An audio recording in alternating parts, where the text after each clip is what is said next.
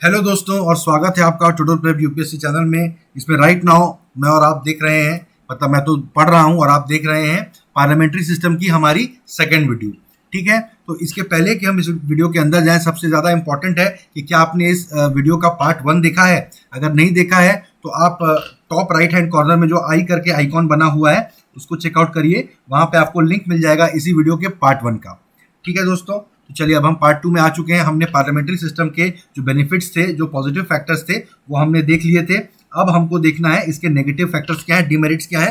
हर चीज़ के प्लस और माइनस होते हैं दुनिया में, एब्सोल्युटली पॉजिटिव या एब्सोल्युटली नेगेटिव कोई चीज़ नहीं होती। कहते हैं एक बंद घड़ी भी दिन में 2 बार सही समय दिखा देती है।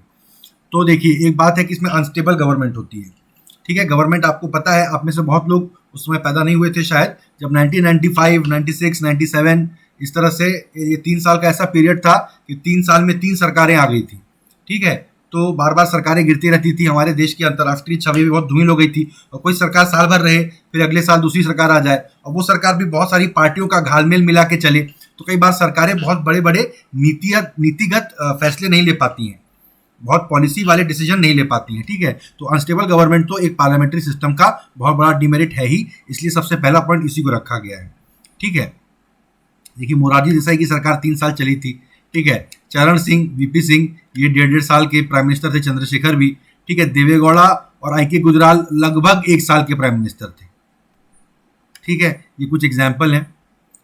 आई के गुजराल बहुत बड़े बुद्धिजीवी व्यक्ति थे, पर इस तरह से उनके साथ किया गया कि साल भर से ज़्यादा वो प्राइम मिनिस्टर नहीं रह पाए। ठीक है, फिर कंटिन्यूटी ऑफ पॉलिसीज नहीं रहती है, बार बार सरकारें बदलती रहती है। ठीक है, तो इसकी वजह से क्या होता है कि लॉन्ग टर्म पॉलिसी नहीं बन पाती है। रूलिंग पार्टी में जैसे ही चेंज हुआ, दूसरी सरकार पावर में आई, तो पॉलिसी भी बदल जाती है। ठीक है, जैसे इंदिरा गांधी जी की सरकार थी, जब इमरजेंसी के दौरान उन्होंने बहुत सारे फैसले लिए थे। जनता पार्टी की गवर्नमेंट आई, उन्होंने बहुत सारे फैसलों को वापस उल्टा कर दिया। फिर 3 साल बाद जनता पार्टी की गवर्नमेंट पावर से आउट हो गई, फिर इंदिरा गांधी जी वापस आ गई, उन्होंने फिर जनता पार्टी के सारे फैसलों को उल्टा कर दिया। तो ऐसे तो यार सरकार नहीं चल सकती ना। हर दूसरे दिन अगर एक सरकार अपने फैसले बदलती रहेगी तो विदेशी निवेशक उस देश में अपना पैसा नहीं लगाएंगे, है ना। तीसरा पॉइंट क्या है, हमने देखा था प्रेसिडेंशियल फॉर्म ऑफ गवर्नमेंट का डिमेरिट ये था कि वहाँ एक तरह का डिक्टेटरशिप हो जाता है प्रेसिडेंट का। यहाँ पर लेकिन कैबिनेट की तो डिक्टेटरशिप चलती ही है। अगर पार्टी की एब्सोल्यूट मेजॉरिटी है पार्लियामेंट में, जैसा कि राइट नाउ जो पार्टी सत्ता में है उनकी पार्लियामेंट में यानी लोकसभा में एब्सोल्यूट मेजॉरिटी है, कोई 1-2 एमपी से मेजॉरिटी नहीं, अच्छी खासी मेजॉरिटी है उनकी, तो हमें कोई हिला नहीं सकता, ये वाली भावना उनके अंदर में है। तो बहुत सारे वो ऐसे फैसले ले लेते हैं जिन्हें तानाशाहाना कहा जा सकता है। ठीक है, ये इस बुक में दिया गया है। This phenomena was witnessed during the era of Indira Gandhi और राजीव गांधी जी। इन दोनों की सरकारों के पास बहुत ज़्यादा मेजॉरिटी थी, तो इनके बहुत सारे फैसलों को कहा गया कि ये तानाशाहाना इनका रवैया रहा है। और करेंटली भी हम प्रधानमंत्री जो हमारे हैं उनके राज में हम देख पा रहे हैं कि इस तरह की चीज़ें लोग इस तरह के आरोप लगा रहे हैं। ठीक है, फिर एक बात है कि सेपरेशन ऑफ पावर्स, ये तो लोकतंत्र का एक बहुत ही मूलभूत मौलिक सिद्धांत है, और पार्लियामेंट्री डेमोक्रेसी में, पार्लियामेंट्री सिस्टम में इसका वायलेशन होता है, क्योंकि कानून बनाना और कानून को इम्प्लीमेंट करना ये 2 अलग अलग काम है। सत्ता के 2 अलग अलग स्तंभ हैं, कार्यपालिका और विधायिका, एग्जीक्यूटिव एंड लेजिस्लेचर। जबकि पार्लियामेंट्री सिस्टम में दोनों एक ही चीज़ है, एक साथ हैं, ओवरलैपिंग है। तो ये तो थोड़ा सा वैसा हो गया कि डेमोक्रेसी के one of the very basic tenets को आप वायोलेट कर रहे हैं और कह रहे हैं कि हमारा सिस्टम ज़्यादा डेमोक्रेटिक है ना। कैबिनेट जो है वो एक हाइफन है जो कि एग्जीक्यूटिव और लेजिस्लेटिव डिपार्टमेंट्स को एक साथ जोड़ता है। तो ये जो पूरा सिस्टम है, it goes against the letter and spirit of the theory of separation of powers. ये जो थ्योरी है सेपरेशन ऑफ पावर्स, ये किसने दी थी? ये याद रखने वाली बात है, आपसे एमसीक्यू में पूछा जा सकता है। मॉन्टेस्क्यू, इसको फ्रांसीसी भाषा में कुछ अलग प्रोनाउंस किया जाता होगा, पर ये एक फ्रेंच पॉलिटिकल थिंकर है। उन्होंने अपनी किताब लिखी थी द स्पिरिट ऑफ लॉ 1748 में। ये कानून तो जो जैसा चाहे बनाए, पर इन कानूनों के पीछे एक अवधारणा होती है, एक कॉमन फिलोसफी होती है, उसकी उन्होंने बात की थी। ये इंडिविजुअल लिबर्टी को प्रमोट करने वाली इन्होंने बात कही थी। फ्रांसीसी लोग बहुत पुराने समय से इंडिविजुअल लिबर्टी के चैंपियन रहे हैं। ठीक है, उन्होंने क्या बताया कि concentration of powers in one person or a body of persons would result in despotism and negate individual liberty. जो बातें हम एक तरह से इंट्यूटिवली जानते भी हैं, कॉमन सेंस की तरह से जानते भी हैं, शायद 1748 में ये बात कॉमन सेंस नहीं रही होगी उतनी, उन्होंने अपनी किताब में इस बात को मेंशन किया है। इस बात को याद रखिए, ये आपसे एमसीक्यू में पूछा जा सकता है।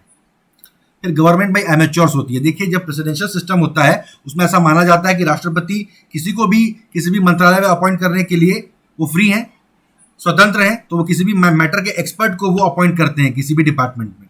जबकि यहाँ पे जो प्राइम मिनिस्टर है मजबूर है, पहले तो किसी सांसद को ही आप मंत्री अपॉइंट कर सकते हैं, ठीक है। दूसरा, अगर आपकी कोalition गवर्नमेंट है तो किस पार्टी की कितनी सीटें हैं, किस किस पार्टी ने आपको सपोर्ट किया हुआ है, उस हिसाब से आपको मंत्री तय करने पड़ते हैं। तो आपको एक्सपर्ट तो आप चुन नहीं सकते, ठीक है। अगर कोalition गवर्नमेंट ना भी हो तो भी पार्टी में अलग अलग गुट तो होते ही हैं, सबको सेटिस्फाई तो करना ही पड़ता है। प्लस हमने पिछले पॉइंट में देखा था कि अलग अलग रीजन से, अलग अलग वर्ग से, पुरुष स्त्री, हर धर्म के, हर जाति के, नॉर्थ ईस्ट के, साउथ इंडिया के, हर तरह के लोगों को, हर जगह के लोगों को आपको अपनी कैबिनेट में जगह देनी पड़ती है। तो इस तरह से भी आप एक्सपर्ट खोजने नहीं निकलते हैं, आप कैसे बैलेंस बनाया जाए ये खोजने निकलते हैं, ठीक है। इसमें फिर क्या होता है कि मिनिस्टर्स जो है उनको पार्लियामेंट्री वर्क भी करना पड़ता है, कैबिनेट मीटिंग भी करनी पड़ती है, फिर वो पार्टी एक्टिविटीज में भी जाते हैं, ठीक है। आप देखें किसी भी राज्य में चुनाव होता है तो केंद्रीय मंत्रिमंडल के 20-30 मंत्रियों को वहां झोंक दिया जाता है, वो जा जाके रैली करते रहते हैं। उन दिनों में मंत्रालय का काम कैसे चलता होगा? जाहिर बात है उन दिनों मंत्रालय में कोई फैसले नहीं होते। जबकि प्रेसिडेंशियल सिस्टम ऑफ गवर्नमेंट में क्या होता है, प्रेसिडेंट मोस्टली नॉन पॉलिटिकल लोगों को अपॉइंट करते हैं अपने मंत्रालय में, तो उन लोग को यहाँ कहीं रैली वैली करने का कोई उनका सीन ही नहीं होता है, तो पूरा काम सरकार चलाने पे फोकस करते हैं, ठीक है। तो अब इनको पूरा पूरा कंपेयर किया जाए अगर, तो सारी बातें हम देख ही चुके हैं। कॉन्स्टिट्यूएंट असेंबली में प्रेसिडेंशियल सिस्टम जैसा सिस्टम लाने की प्ली की गई थी, लोगों ने दरख्वास्त की थी। केटी शाह, ये पॉइंट याद रख लीजिए, अगर बहुत ही टफ क्वेश्चन करना हुआ तो आपसे पूछा जा सकता है, KT Shah is famous for what, for advocating what? A, abolition of fundamental rights, B, ऐसा ही कुछ रैंडम चीज, और finally the adoption of the presidential system. ये आपको मार्क करना है करेक्ट, ठीक है, याद रखिए इसको।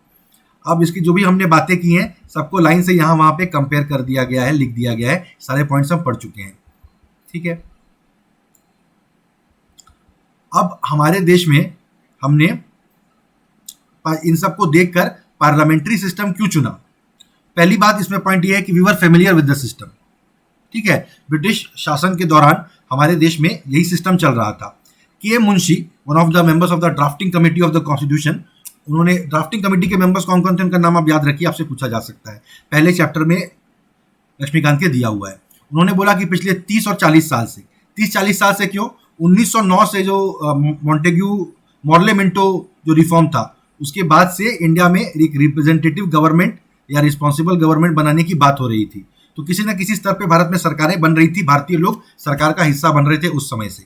तो 1909 से लेके 1947 तक का वो कह रहे हैं, करीबन 40 सालों से, या उसको आप कम भी मानिए तो मॉन्टेग्यू चर्मस्फोर्ड रिफॉर्म में तो बाकायदा हमें बाइकैमरल एक तरह की सरकार और स्टेट गवर्नमेंट और सेंट्रल गवर्नमेंट इस तरह की दे दी गई थी, ठीक है। तो हम 30 से 40 सालों से हमको थोड़ा बहुत अनुभव है इस तरह की सरकार का, तो हमारी कॉन्स्टिट्यूशनल ट्रेडिशंस जो हैं वो पार्लियामेंट्री बन चुके हैं, ठीक है। आधे से ज़्यादा हमारा कॉन्स्टिट्यूशन जो है वो 1935 के act, government of India act से लिया हुआ है, करीब करीब आधा, ठीक है। तो अब वो तो पूरा पार्लियामेंट्री फॉर्म ऑफ गवर्नमेंट के हिसाब से बनाया गया है। तो अब इसके बारे में वो कह रहे हैं, जब एक तरह का अनुभव हमको हो चुका है, why should we go back and buy a novel experience? कुछ नया चीज़ को क्यों ट्राई करें? जिंदगी में हर कोई ऐसे ही चलता है जनरली, कुछ हमें पता है, लोग कहते हैं यार चांस मत ले, जो बाकी लोग कर रहे हैं तू भी वही कर, है ना। इंडिया में तो एटलीस्ट लोग ऐसा ही कहते हैं। तो इंडिया का आप बोलिए प्लस पॉइंट भी यही है और माइनस पॉइंट भी यही है, लोग कहते हैं कि यार जो जानते हो वही करो, नया चीज़ ट्राई मत करो। पिताजी कहते हैं ये बिजनेस हमने किया, तुम भी ये बिजनेस करो। पिताजी कहते हैं जब हम जॉब में थे, तुम्हारे दादाजी भी जॉब में थे, तुम कहाँ बिजनेस करने निकल रहे हो? हमारे खानदान में किसी ने नहीं किया, इनकी 7 पुश्तों ने कुछ नहीं किया। ऐसा इस तरह की बातें हमारे यहाँ चलती रहती हैं। उसी आधार पे देखिए हमने बोला यार पार्लियामेंट्री गवर्नमेंट चलाओ, हम सब जानते हैं इसके बारे में कैसे चलता है। दूसरा है प्रेफरेंस टू मोर रिस्पॉन्सिबिलिटी, हमने दिया, हम ऐसी सरकार चाहते हैं। बी आर अम्बेडकर जी ने ये पॉइंट आउट किया असेंबली में कि डेमोक्रेटिक एग्जीक्यूटिव जो है, किसी भी डेमोक्रेसी में 2 फीचर होते हैं, एक स्टेबिलिटी, दूसरा रिस्पॉन्सिबिलिटी। ऐसा कोई सिस्टम नहीं है जिसमें वो स्टेबल भी हो और रिस्पॉन्सिबल भी हो, क्योंकि अगर कोई चीज़ स्टेबल है यानी उसे, उस सरकार को कोई खतरा नहीं है, आराम से अपना टर्म पूरा करेगी, तो वो किसी की क्यों सुनेंगे, है ना, अपने हिसाब से चलेंगे। लेकिन अगर कोई सरकार रिस्पॉन्सिबल है किसी और की तरफ, ठीक है, जैसे हमारे यहाँ सरकार पार्लियामेंट की तरफ, लोकसभा की तरफ रिस्पॉन्सिबल होती है अपने अस्तित्व के लिए, तो वो उतनी स्टेबल तो नहीं रहेगी। कभी भी लोकसभा उसको हटा सकती है, गिरा सकती है, लेकिन वो रिस्पॉन्सिबल तो बड़ा रहेगी, मन मर्जी से कुछ नहीं कर सकती, ठीक है। हम जिन लोगों को चुनते हैं डायरेक्ट वोट देके, वो लोग उस सरकार की नकेल कस के रखेंगे, ठीक है। तो ये बात है। तो बी आर अम्बेडकर जी ने बोला आप खुद देख लो, स्टेबिलिटी चाहिए कि रिस्पॉन्सिबिलिटी चाहिए। तो ड्राफ्ट कॉन्स्टिट्यूशन जो था, जो पेश किया गया था कॉन्स्टिट्यूंट असेंबली में, उन्होंने बोला था कि हम भाई रिस्पॉन्सिबिलिटी को प्रेफर करेंगे स्टेबिलिटी के ऊपर में। हमारा अनुभव ऐसा रहा है, जो मैंने मेरे पिछली वीडियोस में भी बताया, अंग्रेजों से हमें दिक्कत क्या थी। अब एक बार सोच के देखिए, हम भारतीय खुद में भी तो एक दूसरे से कितने अलग हैं। एक गुजराती, एक आप सोचिए अरुणाचल प्रदेश में या कर्बी आंगलोंग इस तरह के जगहों में रहने वाले आदिवासी से कितना अलग है। जितना अंग्रेज से अलग है उतना ही अलग है, ठीक है। तो अगर एक समझिए, कहने की बात है, गुजराती अगर आज एक प्राइम मिनिस्टर है, वो हम पे राज कर रहा है, तो कोई ब्रिटिश आदमी क्यों नहीं राज कर सकता? इसलिए क्योंकि उसकी सरकार हमारे तरफ रिस्पॉन्सिबल नहीं है, वो हमारी बातें नहीं सुनते, वो हम पे निर्भर नहीं है अपनी सरकार चलाने के लिए, है ना। वो हमें दबा के रखते हैं, एक तरह से हम पर शासन करते हैं। तो हमने इस प्रिंसिपल ऑफ रिस्पॉन्सिबिलिटी के आधार पर ही अपना आजाद देश मांगा है ब्रिटिशर्स से। उसके बाद हम रिस्पॉन्सिबिलिटी की जगह स्टेबिलिटी को प्रेफर कर देंगे, कैसे होगा? ठीक है, तो ये वाला पॉइंट था। फिर इस बात को उन्होंने किया था। फिर लेजिस्लेटिव एग्जीक्यूटिव कॉन्फ्लिक्ट बहुत होता है, जैसा कि मैंने आपको अमेरिका का उदाहरण बताया था पिछले वाले वीडियो में, कि वहाँ सरकार लॉकडाउन हो जाती है, बजट तक पास नहीं करती, पार्लियामेंट राष्ट्रपति से कहती है हमारी ये वाली बात आप मानिए, हमारे इस कानून को वीटो मत करिए या इस तरह का आदेश दीजिए, वरना हम आपका बजट पास नहीं करेंगे। एक तरह से ब्लैकमेल करते हैं, और सरकार के पास सरकारी अफसरों को, सरकारी मुलाजिमों को सैलरी देने तक के पैसे नहीं बचते हैं, सरकार लॉकडाउन में चली जाती है। ठीक है, तो इन्होंने क्या कहा था, उस समय भी ये इस तरह का उदाहरण देख चुके थे यूएसए में। उन्होंने बोला एक इन्फेंट डेमोक्रेसी, एक नौनिहाल लोकतंत्र जो है, जो अभी अभी देश आज़ाद हुआ है, वो इस तरह के रिस्क नहीं ले सकता कि शुरुआती दौर में ही इतना लॉकडाउन हो जाए, ब्रेकडाउन हो जाए, ठीक है, कि हम सरकार ही नहीं चला पा रहे हैं। अभी तो हमें द्रुत गति से सरकार चलाने की ज़रूरत है, द्रुत गति से रिफॉर्म्स करने की ज़रूरत है। हम लोग अभी तो इस तरह का चांस नहीं ले सकते हैं। चौथा है the nature of Indian society. ठीक है, अगर आप एंशियंट हिस्ट्री की किताब पढ़ेंगे, एकदम ल्यूसेंट की किताब से अगर आप एंशियंट हिस्ट्री पढ़ेंगे, तो उसके पहले, दूसरे या तीसरे पॉइंट में ही आपको मिल जाएगा कि हमारी जो पुरानी वैदिक सिविलाइजेशन हुआ करती थी, उसमें भी सभा और समितियां हुआ करती थी। बाकायदा एक लोअर हाउस और एक अपर हाउस हुआ करता था। सभा में सब ट्राइब के हर आदमी सभा का मेंबर होता था, एक तरह से लोकसभा जैसी थी वो। और समिति जो थी, उसमें ट्राइब के एल्डर हुआ करते थे, और वहां जो रॉयल फैमिली इस टाइप की कोई थे, उसके मेंबर हुआ करते थे। ठीक है, जो ब्रिटिश हाउस ऑफ लॉर्ड है उस टाइप का। तो हमारे यहाँ फिर महाजनपद हुआ करते थे, जिसमें कि एक तरह का डायरेक्ट डेमोक्रेसी ही चलता था।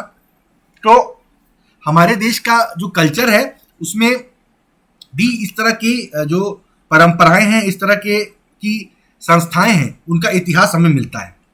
साथ ही साथ हमारा समाज बहुत ज़्यादा हेट्रोजीनियस है, यहाँ बहुत तरह की विविधताएं हैं, थोड़ा कॉम्प्लिकेटेड प्लूरल समाज है हमारा। तो हमें पार्लियामेंट्री सिस्टम में क्या होगा, ज़्यादा लोगों को गवर्नमेंट में इंक्लूड करने का, और उनको ये एहसास दिलाने का कि भाई आपकी सरकार आपके तरफ रिस्पॉन्सिबल है।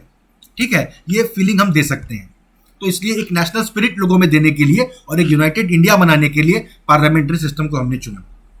ठीक है, whether parliamentary system should be continued or should be replaced by presidential system has been a point of discussion and debate in our country since the 1970s। जो स्वर्ण सिंह कमेटी, द इनफेमस स्वर्ण Singh committee जो थी, उन्होंने पूरे आसमान तक जाने का रास्ता उन्होंने साफ कर दिया था अपने रिकमेंडेशन से। उसमें भी उन्होंने इस बात को डिटेल में उन्होंने कंसिडर किया था, पर थैंकफुली उनके दिमाग में ये नहीं आया कि इंदिरा जी को राष्ट्रपति बना दो।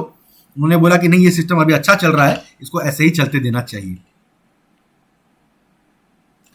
ठीक है, अब देखते हैं जो डिस्टिंक्शन है between India and British models. हमने ब्रिटिशर्स से सिस्टम लिया है, वेस्टमिंस्टर मॉडल ऑफ गवर्नमेंट, ये तो हमने बता दिया, पर सीधा सीधा कॉपी नहीं किया है कुछ उनसे हमने।